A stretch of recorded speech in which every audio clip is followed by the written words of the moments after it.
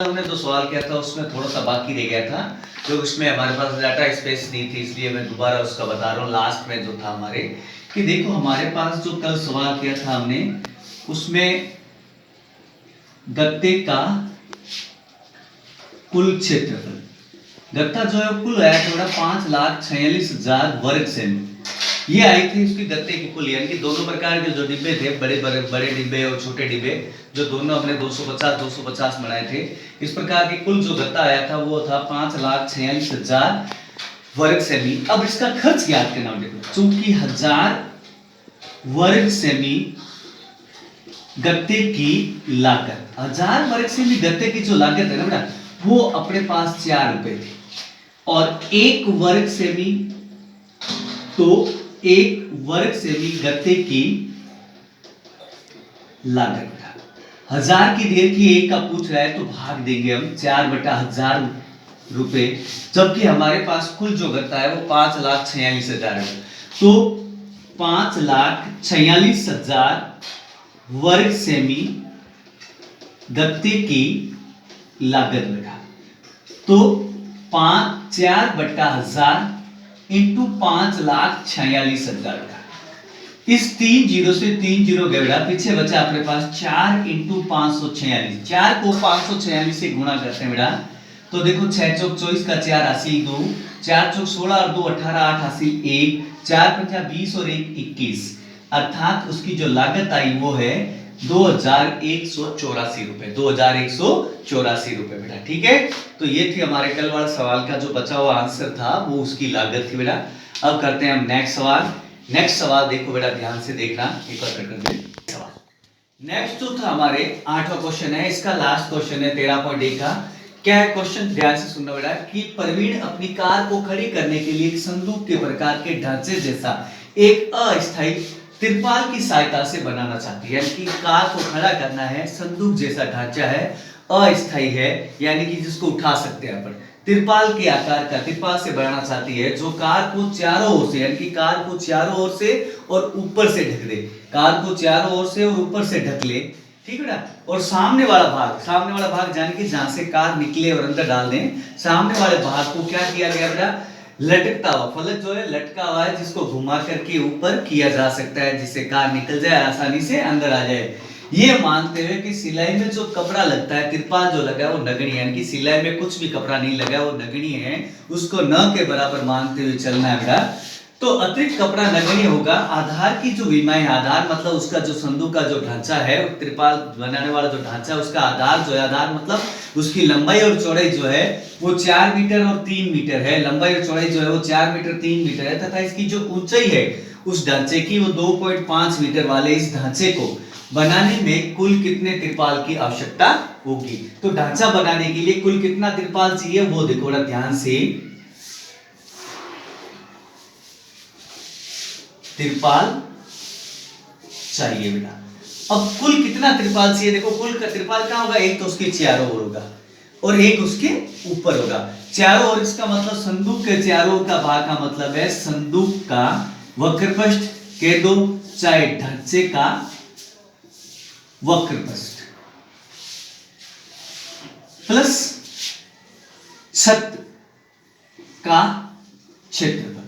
अब संदूक जो है वो घनाभ के आकार की, देखो ना, लंबाई चौड़ाई ऊंचाई 3 भुजाएं दे रखी है, तो इसको हम ढांचे का वक्रपृष्ठ यानी कि उसका चारों दीवारों का क्षेत्रफल भी कह सकते हैं। चाहो तो ऐसे लिख लो, चारों दीवारों का क्षेत्रफल प्लस छत का क्षेत्रफल, ये भी लिख सकते हैं अपन। तो चारों दीवारों का क्षेत्रफल आपको पता है कि 2 इंटू ब्रैकेट में L plus B into H plus, अब छत जो है बेटा, छत किसी भी घनाभकार की जो वस्तु है उसकी छत और आंगन यानी कि पैंदा एक जैसा होता है। जब इसका आधार आयताकार है तो इसकी छत भी आयताकार होगी बेटा। तो आयत का क्षेत्रफल होता है लंबाई इंटू चौड़ाई। अब इसका मान रखते हैं बेटा 2, लंबाई अपने पास है 4 प्लस 3 इंटू एच है इसकी 2.5 प्लस 4 इंटू 3। अब तक बेटा पहले कोष्टक हल करते हैं, 4 और 3 7 इंटू 2.5 प्लस 4 दिया 12। अब बेटा 7 दूनी 14 इंटू 2.5 प्लस 12। इस 14 को 2.5 से गुणा करते हैं, यानी कि 14 पंजू 70, 70 की 0 हासिल 7, 14 का 14, 14 दूनी 28, 28 और 7 हो गए अपने 35 प्लस 12, अर्थात 35 प्लस 12 हो गए अपने 47, 4 और 7 वर्ग मीटर, अर्थात तिरपाल जो चाहिए हमें 47 वर्ग मीटर चाहिए। दोबारा देख लो, हमारे पास तिरपाल कितना चाहिए, कार को एक तो चारों ओर से ढकना है और एक उसके छत पर ढकना है, तो इसका मतलब ढांचे का वक्रपृष्ठ, चारों ओर का मतलब होता है किसी भी वस्तु के चारों ओर का जो भाग का क्षेत्रफल होता है वो वक्रपृष्ठ होता है, यानी कि वक्रपृष्ठ का मतलब उस ढांचे की चारों दीवारों का क्षेत्रफल हो गया, और छत का क्षेत्रफल, चारों दीवारों का क्षेत्रफल होता है अपने 2 कोष्ठक में l इंटू बी, यानी कि लंबाई प्लस चौड़ाई इंटू ऊंचाई, और छत जो है वो आयताकार है, आयत का क्षेत्रफल है लंबाई इंटू चौड़ाई। अब इनका मान रख दिया बेटा, अब 4 और 3 7 हो गया बेटा, 2.5, 4 को 3 से गुणा की 4 या 12, अब 7 दूनी 14, 14 को 2.5 से गुणा की बेटा 35.0, पॉइंट के बाद 0 की कोई वैल्यू नहीं है, तो 35 और 12 हो गए बेटा अपने 47 वर्ग मीटर। ये अपनी प्रश्नावली होगी एंड। अब नेक्स्ट करेंगे, हाँ बेटा, तो अब हम करते हैं आज 13.2 प्रश्नावली जो है वो बैलेंस से संबंधित है। बैलेंस समझते हो ना, तो बेलन की परिभाषा है बेटा, किसी भी लंबवर्तीय आकृति को बेलन कहते हैं, यानी कि लंब यानी कि लंबी, वृत्तीय यानी कि वृत्ताकार, यानी कि गोल भी है लंबी भी है, वो लंबवर्तीय आकृति होती है, और लंबवर्तीय आकृति जो होती है वो बेलन कहलाती है। ये बेलन की ऊंचाई है यानी कि h, और यहां से यहां तक है बेलन की त्रिज्या। बेलन समझ गया ना।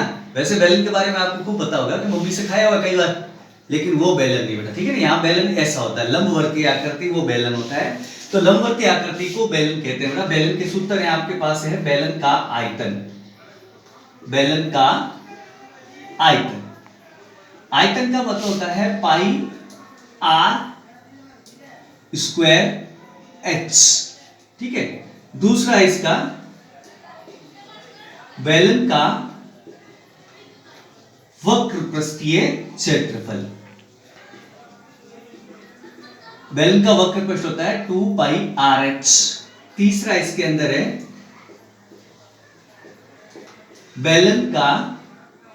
बेलन के वृत्तीय भागों का क्षेत्रफल, वृत्तीय भागों का क्षेत्रफल।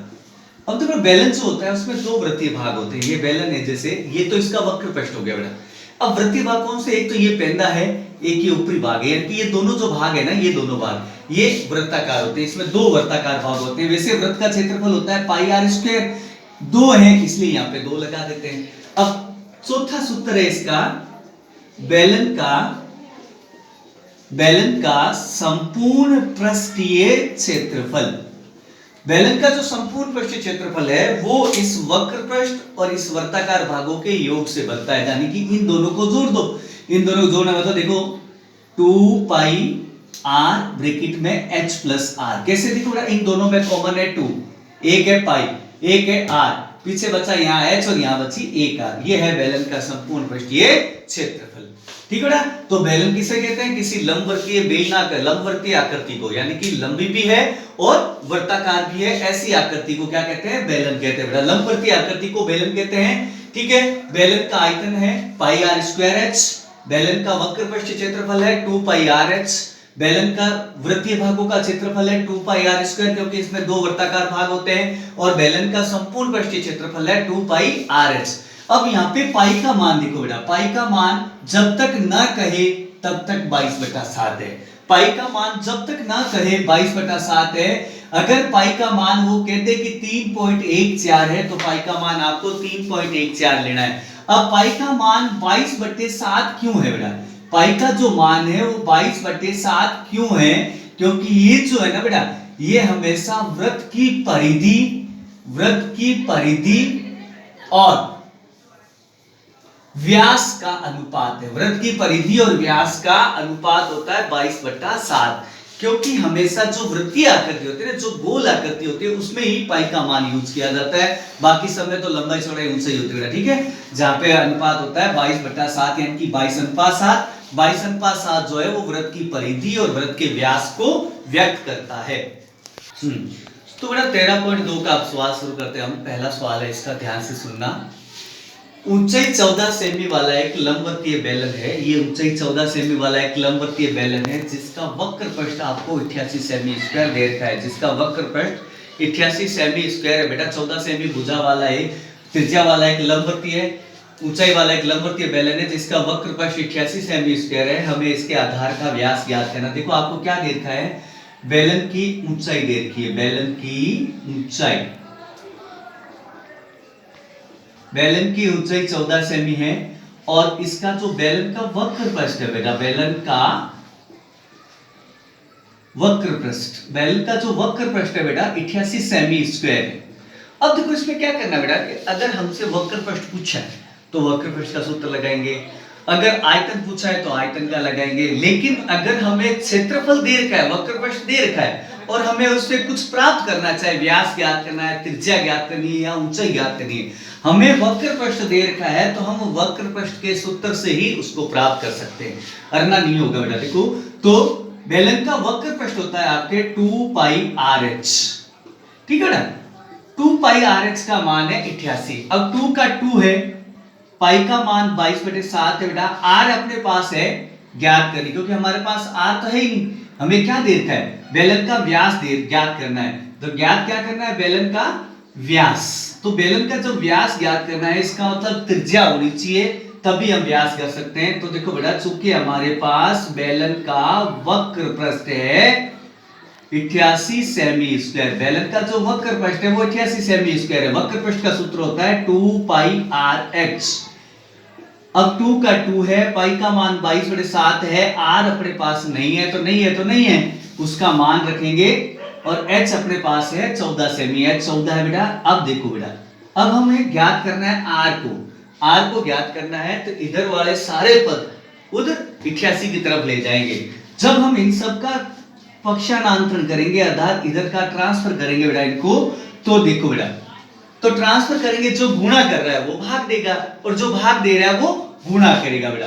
तो देखो R बराबर 88, ध्यान से देखना, ये 7 इन सभी पदों में भाग दे रहा है, इधर आके गुणा करेगा। अब बचा आपके पास 2, 22 और 14। ये 2, 22 और 14 ये गुणा कर रहे हैं। कैसे पता, अगर किसी संख्या के हर में कुछ भी नहीं है, बट्टा में कुछ भी नहीं है, तो वो संख्या हमेशा ऊपर मानी जाएगी। ऊपर वाले पद जितने भी होते हैं वो आपस में गुणा करते हैं बेटा। इसका मतलब ये सारे गुणा कर रहे हैं, इधर जाके क्या देंगे, भाग देंगे। भाग का मतलब है नीचे बट्टा में आ जाएंगे बेटा। तो 2 भी नीचे, 22 भी नीचे और 14 भी नीचे। अब आप गौर से देखो, 22 से 88 करता है 4 बार, 22 से 88 गया 4 बार, 7 से 14 गया 2 बार, 7 से 14 गया 2 बार, 2 से 4 गया 2 बार, 2 से 4 गया 2 बार और 2 से 2 गया 1 बार। अर्थात R आया आपके पास 1 सेंटीमीटर। R 1 सेंटीमीटर है, त्रिज्या 1 सेंटीमीटर है। लेकिन हमें चाहिए बेलन का व्यास।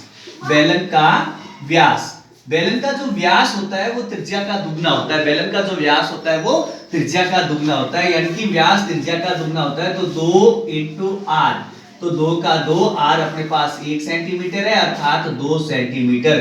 तो बेलन का जो व्यास है वो 2 सेंटीमीटर आया बेटा। दोबारा देख लो, आपके पास बेलन की ऊंचाई दे रखी है, बेलन का वक्र पृष्ठ दे रखा है, व्यास चाहिए, तो व्यास के लिए हमारे पास त्रिज्या होनी चाहिए। तो बेलन का वक्र पृष्ठ 88, वक्र पृष्ठ का सूत्र है 2 पाई RH बराबर 88। तो 2 का 2, पाई का मान 22/7, R हमारे पास नहीं है, H है 14। देखो ना, R को ये सारे गुणा या भाग कर रहे हैं, उधर जाके हम ट्रांसफर करते हैं इनको। तो जो संख्या भाग देती है बेटा वो ऊपर आके गुणा करेगी और जो गुणा करते हैं वो नीचे आकर के यहाँ भाग देंगे। तो ये 2, 22 और 14 भाग दे रहे हैं। देखो 22 से 88 4 बार गया, 2 से, ठीक है, 7 से 14 2 बार गया, 2 से 4 2 बार गया और 2 से 2 1 बार गया, था त्रिज्या आ गई 1 सेंटीमीटर। लेकिन हमें व्यास चाहिए, तो व्यास जो है वो त्रिज्या का क्या होता है, दुगना होता है, इसलिए व्यास जो है वो 2R है। तो 2 को 1 से गुणा कर दिया, यानी कि 2 सेंटीमीटर।